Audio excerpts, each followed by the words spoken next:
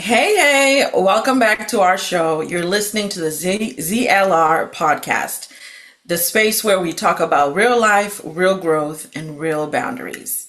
I'm your host, Tino, alongside my co host, Dr. Taffy. Today's episode is one that's close to the heart because it's about identity, truth, and courage to live authentically. We're talking about being trans, the journey, the challenges, and the beauty of self acceptance. This conversation is about visibility, respect, and understanding what it really means to embrace who you are. And before we dive into our conversation today, a huge shout out to today's sponsor, Tino Care Home Care, your trusted partner for compassionate in-home support that values dignity, independence, and holistic care. Whether you or your loved one needs daily assistance, companionship, or specialized care, Tino Care is here to serve with heart. Contact Tino Care Home Care at 317-340-8818 to learn more or to schedule your free consultation. Yes, so today we're joined by a very, very special guest, someone whose story reflects courage, authenticity, and the ongoing journey of self-discovery. They've been Mhm. using their voice to educate, inspire, and open up important conversations about what it means to be transgender in today's world. From navigating identity to building community and advocating understanding, the perspective reminds us that living in truth is the ultimate form of freedom. Please help us welcome Tiara to the ZLR podcast. Hello. Hello. How are We y'all? finally have you here, Tiara. We're so Finally, we excited, made it happen. girl. Finally, we made it happen. I'm so happy to be here. Thank y'all for Finally. having me. Um, Yes, thank you for joining us. So let's Mhm. just start with you taking us back to your childhood. Mhm. What were your early experiences with gender, mhm. growing up? Let's just start there. Oh, awesome. Yeah, I think for me, the journey with gender, right? I think for me, it just really was being able to just like relate to things that are traditionally considered, right, for girls or for female. So I can remember as young as like kindergarten age, right? Or in our language, say, creche, right? And be just being able to go there and knowing or experiencing discomfort, right, Mhm. with wearing boy clothes, right? And always being able to vocalize that, right? And I was blessed enough to have a family that kind of leaned into it and also allowed me to wear clothes that were rather feminine, right?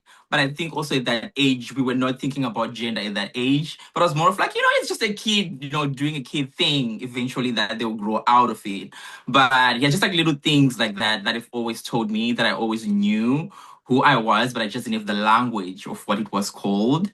Right. So just like being able to grow up with those things, like knowing I like to play with girls more than I like to play with boys. Or when I'm around boys, I feel like I'm the only girl within the boy, right? The boy group. When I'm around girls, I'm like, oh, I feel at home. These are my people, right? But just growing up with those experiences, but just never really had the language of what it was called for me. Okay. So when did you start to realize that your gender identity might be different from others expected? Because I know you said when you began Urku Kresh when you were in Yeah. kindergarten, right? And sometimes when we're kids, we might not understand what's happening to us. Mhm. So at that point, what happened? I think you start getting a feel of it, right, from the reactions from Mm-hmm. adults who have the language, right? They Mm-hmm. start identifying it for you, right? Like when you're playing with other girls, like you want to tell me why do you always hang around with girls? Why do you talk like a girl? Why do you like girl things? And you're like, but I'm just a kid enjoying these things. What's wrong with these things, right? But when adults start pointing those things out to you, or as other kids who also have been socialized a certain way start pointing those things or making fun of you, right? Say, why do you talk like a boy? Oh, why are you always hanging out with girls? Then you start questioning, say, is there something wrong with what I'm doing because I'm just being myself and I'm being happy? And then also growing up a little bit older, when you get to adolescent stage, that's when you're like, oh, puberty is hitting. you're excited with all the other girls, like, oh, we're gonna be getting our, developments body wise, and you're seeing your girls developing, and you're like, am I not developing in the same way that my other girlfriends are developing, right? And also you start developing in all the ways that boys are supposed to be developing. You're like, wait, hold on. Something is wrong here. I don't understand what's happening with my body. Right. And then that at that stage, that's when I started really understanding to say, oh, there actually might be something wrong with me. But I just again, it was just an issue of language for me that I did not have the language to say, what is it that I'm experiencing? What is it that I'm going through? Right? But again, adults then introduce the language to you, say, you're going to be gay. And you're like, what is gay? What is Chan? Right? Because you don't have all this language. Right. Then you start seeking the understanding of these words that people are pointing out to you or calling you. Then you're like, oh, that's what it means. But then also it relates to how I'm feeling. Then you're like, so okay, that's what it means. Okay, I guess so this is what I am. Right. And then you just then begins the journey to discover more or educate yourself more on how you feel and what is it called, how does it work, and then also trying to figure out what does that mean for me as an individual, other than the blanketed definition of what it means for everybody else. Yeah. Okay, so I mean, that journey is obviously a difficult journey, right? Mhm. And especially growing up in the culture that we grew up in. Yes. What was that experience of coming out or, beginning to express your true self to your family and your Mhm. friends? Because we all know how, growing up in Zimbabwe, Mhm. it's not immediately accepted. Yeah. How was your family, how did they adapt to that? And, how was that It was experience for you? It was a journey. It was a journey, right? Like you said, it is hard. It already is hard individually because, like you said, in a Zimbabwe setting, there are no spaces carved out for that conversation, right? Mm-hmm. From a young child to say, "Hey, I think I might be a girl. I think I might be a boy. I think I might like other boys. I might like other girls." There is no room for that conversation. So all these things I'm naming from kindergarten and growing up to puberty, adolescence, and whatnot, these are self battles that you're constantly having as an individual because there's nobody else equipped around you to have that conversation with, right? So then, fasting forward to coming out, as everybody else loves to say, coming out. My coming out story, I did not voluntarily come out. I was dragged out of the closet, right? As I love to call it. I was dragged out of the closet, kicking and screaming. But not Right. that I feel like there was anything to come out of the closet for, because I've always grown up People you're the girly already knew. one. Like, Like yeah, you're the girly people one. knew, like, just You by know, looking at you, right? yeah, But yeah, my coming out story was I was outed by a family member who had gotten into an argument with my mom, and he's the only person that I had actually confided in terms of that, right? So when he got into an argument with my mom, he was like, "Yeah, that's why your child is this, and doing A, B, C, D." And mom was like, "What do you mean? What Wow. do you mean my child has a boyfriend? What do you mean?" A whole My grown up. child is a boy.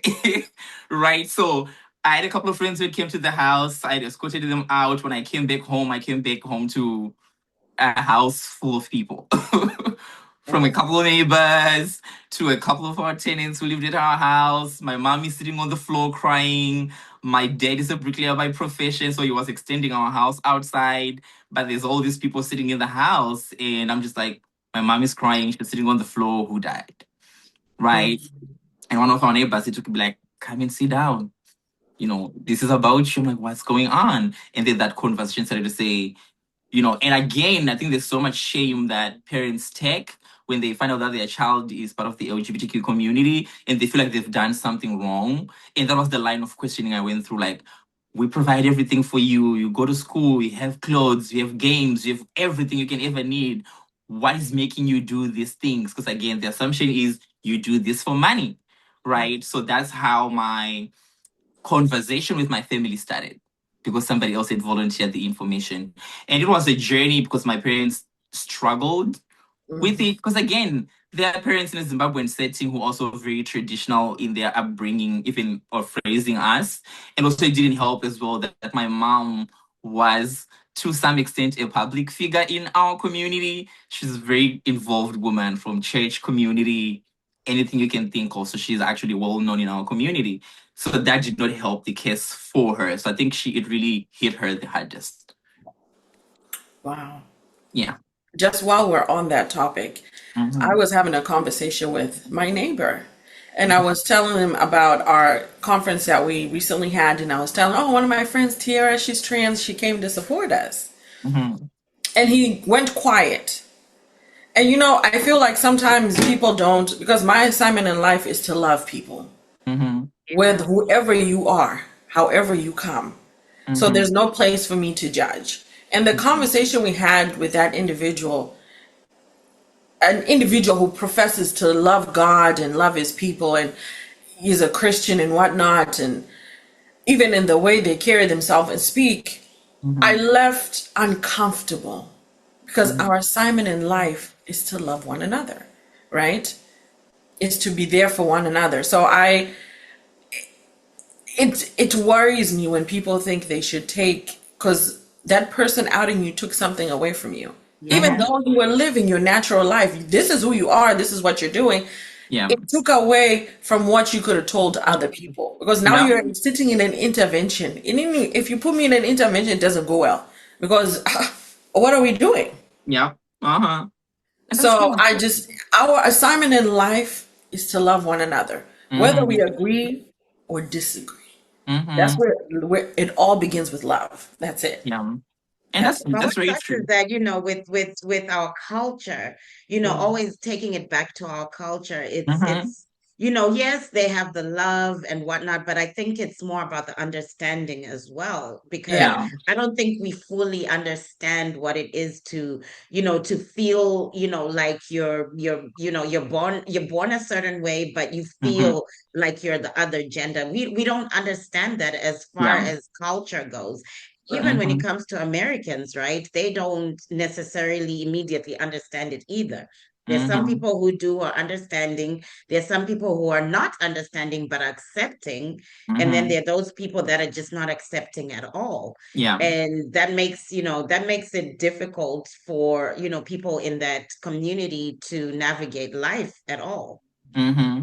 And that's very Yeah. true. That's very true. And also taking it back to our culture as well, right? Like I said, we all know that that's not a conversation that even is carved out space for.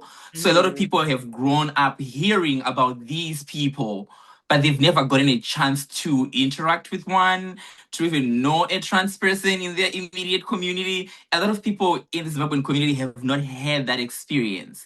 So the idea of what gay people are and what trans people are or what this community is what they hear from the media, right? Which is for the most part very much like rage baiting people and just like instilling fear in people. So when they eventually get to hear that you are trans or you're part of the LGBT community, the initial reaction is like, wait, I gotta put a distance in between me and these people because I don't know what they're gonna do to me. But the entire time we're just like, we just wanna live life happy like everybody else. Mhm. Right. Right? Yeah. Right. It's Mhm. unfortunate. So as an adult today, Yes. living your best life in your full era, Uh-huh. what does gender affirmation Hmm. and self-expression mean to you personally?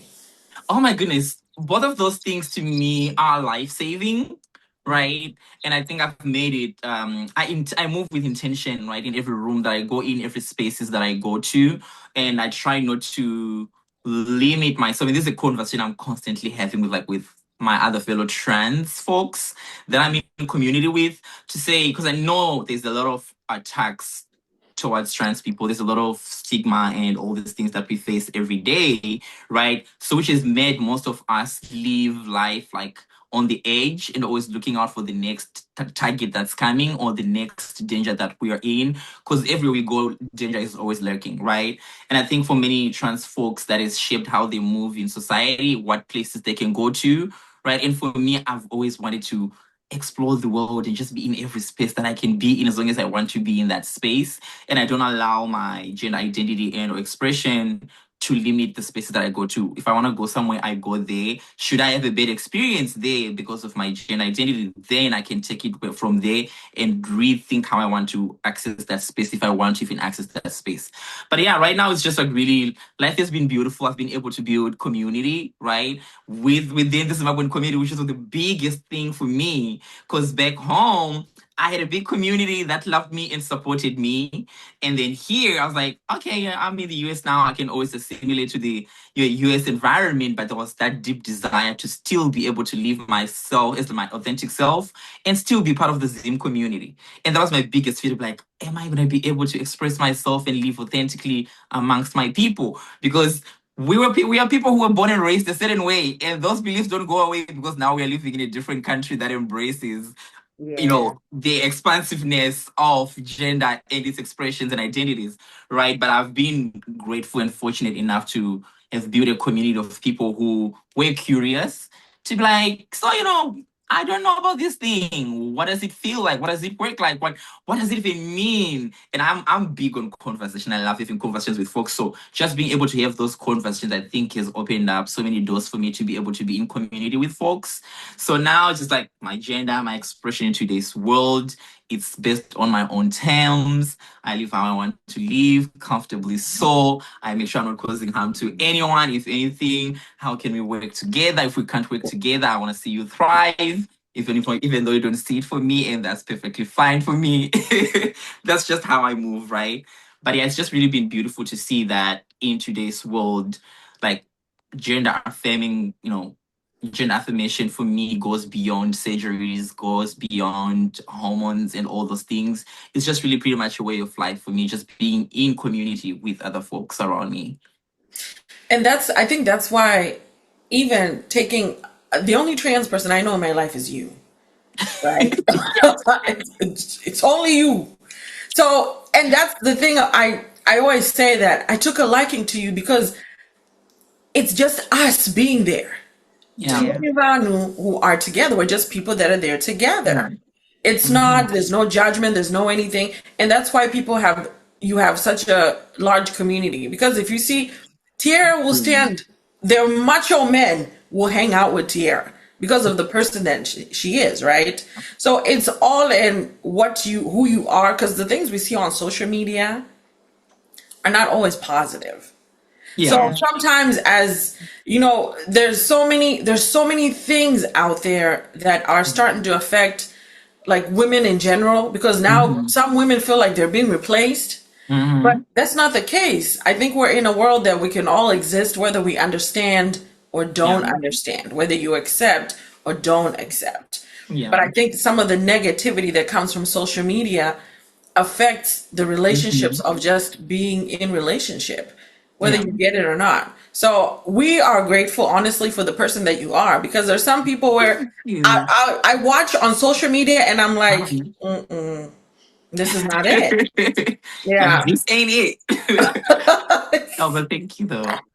Thank you. It's just beautiful to be in community with folks, right? And I think it just really speaks to, again, what I was saying earlier on, to say for most people, the access that they have to trans folks is, like you said, what they see on media, right? And the media does not always show, well, it does show real people doing what they do in real lives. But I also feel like when it comes to transness, I was actually recently having this conversation with one of my trans sisters, saying there's this happy medium that I feel like people don't get to experience and or talk about when it comes to transness. It's like whenever you talk about trans people, the first two things that come to mind is like the super femme, super high glamorous trans girls. And then there's the like people who are like considered to be like, oh, this is a man in a wig or a boy in a wig. And there's like, so when those two images are the ones that are always popping up in people's heads, and that's what's constantly shown in the media, and we lose people that, for lack of a better term, like ordinary everyday people that just happen to be trans, that you could be walking into a grocery store with, that they could be your tail and you would never know that they are trans, because not that there's any look to trans, but they're just like that, this happy medium of folks who just exist in their everyday life, and nobody can ever be bothered if they're trans or not. And I feel like that those conversations and those people are not usually highlighted in media. So then that leaves people not knowing how to interact with folks when they meet you and you're like, I'm trans. They're like, oh, you're trans, but you don't look like you're trans. And like, but what does that look like? Right? Because people have this specific image that comes to mind that has been pushed by the media when it comes to what trans people look like or act like. And there's just also people who are now taking advantage to do bad things. Yes. Because there's no, you've heard about, I think there was a gym down the street. We had a problem with a guy who was coming into the women's bathroom. Mm-hmm. He wasn't trans, but he would just put on a dress, put on a wig, and go in there and sit and just start Just to watching the see- women. Yeah, That's he wanted creepy. to see the women. He was obviously a pervert. So Yeah. in Right. terms like that, people are starting to do things that make other people look bad when it's not Yeah, necessary. quite even that. Yeah. Uh-huh. And And it's Yeah. that's harmful. thing that hurts too. Like whenever people talk about trans people and the next thing or the next thing in the same line is all these perverted behaviors that folks do. I'm like, this has nothing to do with anybody being trans. If you're Right. a PEV, you're just going to be a PEV whether you're trans or not.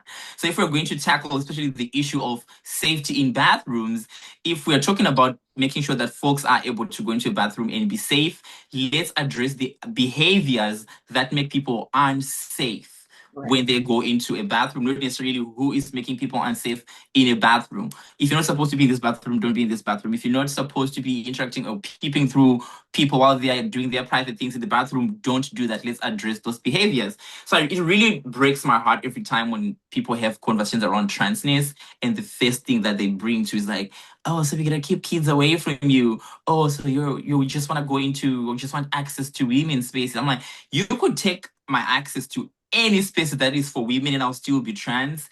You can give me a single store that I'm supposed to use for the rest of my life and I'm still going to be trans. Right. It's not because I'm trans because I want to go into women's spaces. No, I just happen to be a trans person. And for me, also talking about safety, for me to be safe, I also need to go to a bathroom or a restroom that also correlates with how I'm presenting, right? So, and then I think that conversation always gets lost and gets heated quickly before we can actually engage in a conversation where we can all hear each other and actually be able to work together to come up with strategies that make sure everybody is safe using a bathroom.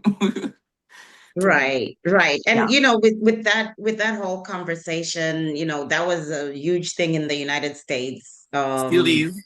It still is, right? Still is, With, yeah. the bathrooms, playing sports, Mhm.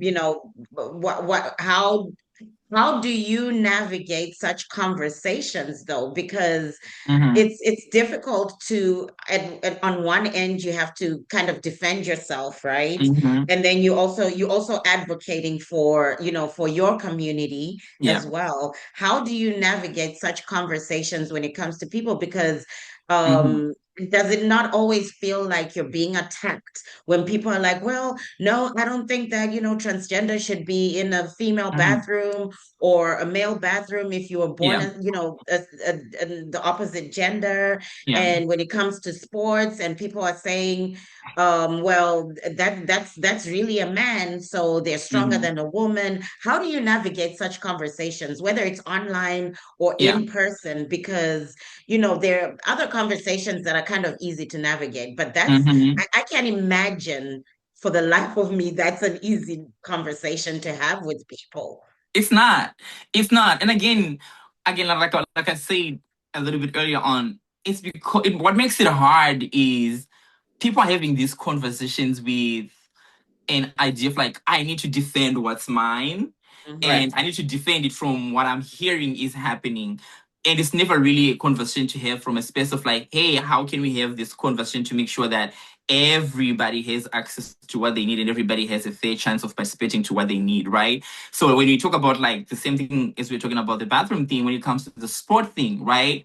There's very small incidents that has been over sensationalized because people again want to rage bait and instill this fear. Because if you're really to look at how many athletes are actually trans, for us to even be like, is this going to be an issue that we need to be addressing? I personally don't think that it's such a big deal that needs to be like addressed, like, oh my God, all these men are coming to play women's sport. But if it so happens that we have trans women who are in sport or on a women's team, cis women's team, or biological women's team, right? I think the conversation for us should be, what does it look like for somebody to be able to be part of a team? Do they qualify to be on a team? Are we? Because I always feel like the conversation loses me when it becomes about genitalia when we are talking about a sport that does not require genitalia to play, right? Mm. So, but then again, like you mentioned earlier on, to say when people have the conversation of like, trans women are stronger than biological women, and that can be true, right? In some cases, not always, but I always feel like we should always have conversations to say, if trans women are going to participate in these sports, what does it need to look like? Because some people have been on hormones for such a long time, and that does alter their body and their strength, right? Depending on when they started hormones and things like that. So I think if we're to have those conversations and put measures in place to say, hey, if you're going to play the sport, these are the requirements you need to meet, then that can just be a standard that helps us navigate all the space that everybody should have access to. Because if we look at Casper Semenya from South Africa, right? Naturally born with higher levels of different things in their body system, but you're also making them alter how they're naturally born because it doesn't align with what a female or what a woman is supposed to be.